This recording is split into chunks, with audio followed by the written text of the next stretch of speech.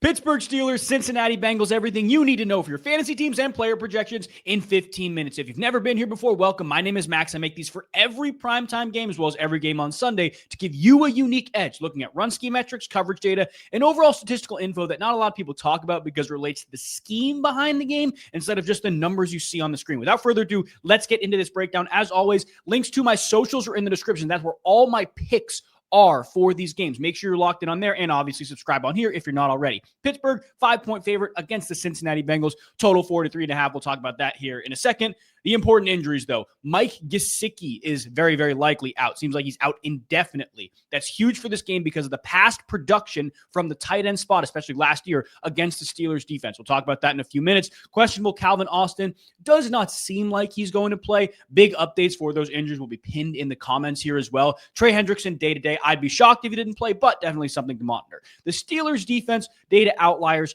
71.8 tight end yards per game and 13.6 wide receiver receptions per game. When you look at the overall numbers on whatever databases you want to use, you'll see like, okay, Steelers are giving up X amount of tight end yards, and it's lower than a lot of teams. But that's because they played one less game. They already had their bye week. So when you really go in depth and look at the per game numbers, the Steelers are giving up some decent production in the pass game. In terms of coverage data, they're running the 5th most man-to-man and the 2nd most middle field close. They load the box. But this is potentially the biggest note for this entire game outside of what I'm about to mention at the end.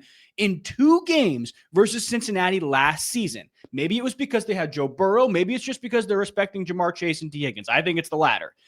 The Steelers got away from those load the box, put 8 in, and keep one safety high, and threw together an extremely balanced game plan. I'm talking a bunch of zone. I'm talking a bunch of cover 2. I'm talking a bunch of middle field open coverages, so quarters, balanced out with their man-to-man, cover 3, middle field close stuff. It's extremely important to notice that because I think they could do a very similar thing this week, especially on a short week against Cincinnati. Now, in terms of target rates, where people throw at the Steelers, they're top 10 in out-wide target rate. They're top 10 in slot target rate. But what's most important there is the fact that Flacco loves to throw the ball out wide. He did it in Cleveland, those couple games where he had the opportunities to do it against man coverage. It's not a coincidence Jamar Chase and T. Higgins combined for 20 of his 45 pass attempts last week. Like, that's where he's going with the ball. But it's very interesting to note Tanner Hudson, you'll look at the box score, like, okay, 5 targets, that's weird. Going in depth, Noah Fant still had 4. Noah Fant ran more routes. Noah Fant had more yards. I wouldn't freak too much out about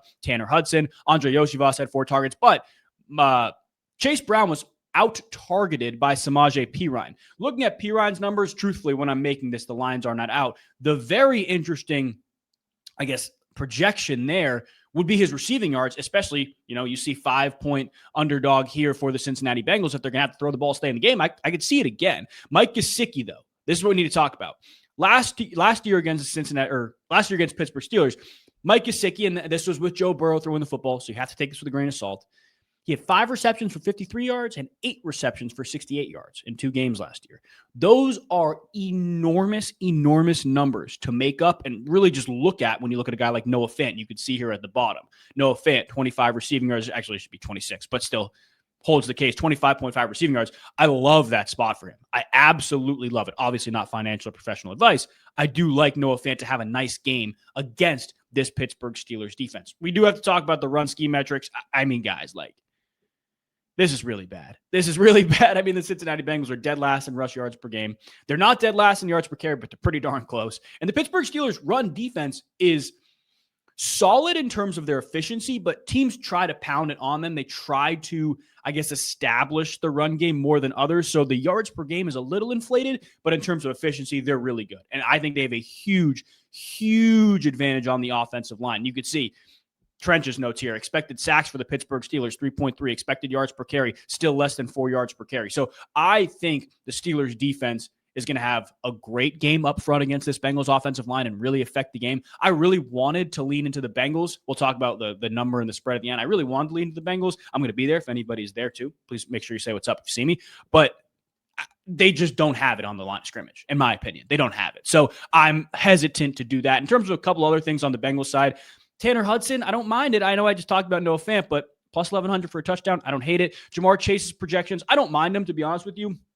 You look at what he did against Pittsburgh last year, I believe it was 8 catches and 10 catches, if I'm not mistaken. But I'd rather go receptions in a game where, again, I think Pittsburgh's going to go away from what they traditionally do in terms of lining up man-to-man, one-on-one, and stop Jamar Chase, or not give Jamar Chase the true one-on-one opportunity. So he's going to have to catch the ball in the screen game. He's going to have to get checkdowns, things like that. So I would lean receptions before I lean yards, but truthfully, the only straight thing I like here is Noah Fant. And then T. Higgins, 45.5 receiving yards. Again, I just think it's too low for a guy who's dynamic, a guy who Joe Flacco will probably look to if Jamar Chase is doubled or if the Steelers cloud his side, whatever they may do.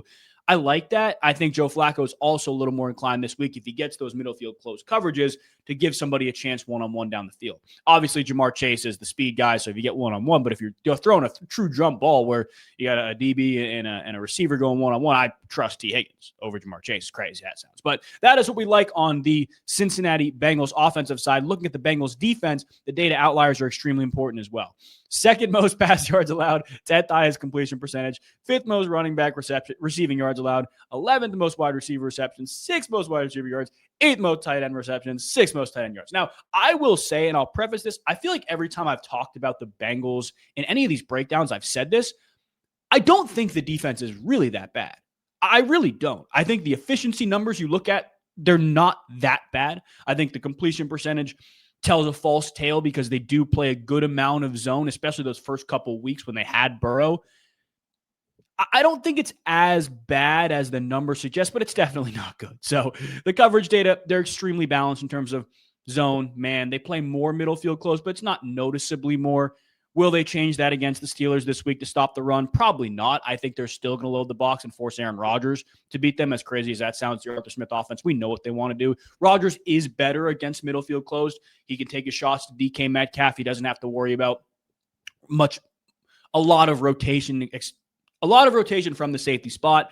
In terms of the target rate, I'm looking at the tight end position more specifically. So Pat Freiermuth is not as involved as we all kind of expected him to be walking into the season. Good or bad, if you're a Steelers fan, you can tell me. But Jonnu Smith has not been the main guy. It's been Darnell Washington, which is odd. Darnell Washington, I think this is also partially due to Calvin Austin not playing that last week, which he may not play this week as well, short week. He played like 90% of snaps last week. And every time he's played another defense that's top 10 in target percentage to the tight end position, which the Bengals are, you can see 6th highest target rate allowed to the tight end position. Rodgers also throws tight end spot at in the top 10. He's had 3+ catches in each game versus those other top 10 tight end target defenses. Now, Rodgers still throws to the slot and running back position comparatively higher than that inline tight end spot, but the inline tight end spot has been a safety valve for him. It's been a red zone staple for him as well. I would continue to watch that spot, especially with a guy like Darnell Washington, who I personally don't know if I can trust him. However, he's had the production against the style of defense that he's going to see against Cincinnati Bengals this week. In terms of the run scheme stuff, this is where I think the big edge is for Pittsburgh. I'm not convinced they have a huge advantage on the line of scrimmage. I think it's moderately even. However, Cincinnati is giving up the 5th most yards per game because, again, teams run the ball a lot on them. They're beating them, but only the 13th most yards per carry. This is what I mentioned a couple minutes ago. I don't think the Cincinnati defense efficiency is that bad. They've allowed the most attempts in the league. I don't think the efficiency for this Bengals defense is as bad. They have allowed a 50+ yard rusher in every game since week 1. The Browns couldn't run the ball week 1. They didn't have Judkins either. But Pittsburgh is 29th in rush yards per game and 30th in rush yards per carry. However, this is where my mind started to turn. I was like, I like Jaylen Warren, but not that much anymore. This is where my mind started to turn, right? The Arthur Smith offense, if you don't know, heavy zone run scheme offense, right? That's what they do. They're top 5 in zone run percentage. Cincinnati is noticeably worse against zone. I'll scroll down to these projections very quick. Jaylen Warren is projected 48.5 rush yards. He's hit it in 1 of 4 games, and you're probably panicking. Go look at the 4 defenses he's played, right? It's literally the 3 best run defenses in the NFL in terms of yards per carry, and the Jets, who are a little bit below average. Kenneth Gainwell went off against the worst run defense they played. Jaylen Warren didn't even have the chance. So I like Jaylen Warren in this game. Expected yards per carry nearly 4. Expected sacks 1.8. I think Rodgers will be okay. But it's still the Arthur Smith offense. It's as unpredictable as it gets. You never really know what's going to happen.